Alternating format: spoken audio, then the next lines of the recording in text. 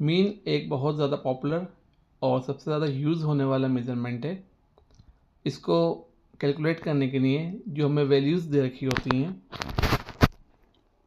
उसको हम प्लस कर लेते हैं, देन ये वैल्यूज़ कितनी दे रखी होती हैं उसको इससे डिवाइड कर देते हैं, तो हमें मीन निकल जाता है। इसको समझने के लिए let's understand the meaning of mean with the help of following definition. ये डेफिनेशन मैंने कोट की यहाँ पे according to Coden. The mean of a series of item is obtained by adding the values of the items and divided by the number of items. इसकी explanation देख लेते हैं। तो मान लेते हैं suppose the marks of 5 student in an exams are 20, 30, 40, 50, 60। तो पहला स्टेप हमें क्या करना, add all the values.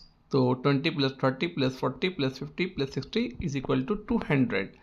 Then second step, divide by the number of values. तो कितने आइटम्स हमारे पास हैं, काउंट कर लेते हैं, 1 2 3 4 5 है, तो हमने यहाँ राइट डाउन कर लिया 5।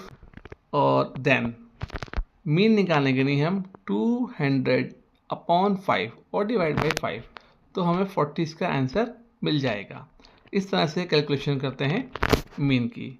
अभी ये सिंपल है, मैं आपको बाद में बताऊंगा कि इसकी कैलकुलेशन किस तरह से की जाती है। अब देखते हैं types of mean. Types of mean, there are 2 types of mean. दो तरह के मीन हम कैलकुलेट कर सकते हैं, एक होता है सिंपल मीन, एक होता है वेटेड मीन। तो समझते हैं सिंपल मीन क्या होता है। To find out simple mean, all the values are sum and divided by number of values और आइटम्स। जैसे कि हमने जो भी हमें वैल्यूज दे रखी होती हैं उनको हम प्लस करते हैं, देन नंबर ऑफ वैल्यूज को काउंट करके उनको डिवाइड कर देते हैं। सिंपल मीन जैसे ऊपर है वही सिंपल मीन होता है। Weighted mean is a different thing, तो इसको स्टडी कर लेते हैं ये क्या होता है। In this mean, weightage is given to different item according to their individual or relative importance. Then all the values are multiplied by its weight and sum of such multiplication is divided by the total of weight. इसमें क्या होता है, कुछ हमारे पास commodities होती हैं और उसको हम अपने अकॉर्डिंग जो जितनी इम्पोर्टेंस होती है उसको हम उतने ही वेटेज दे देते हैं।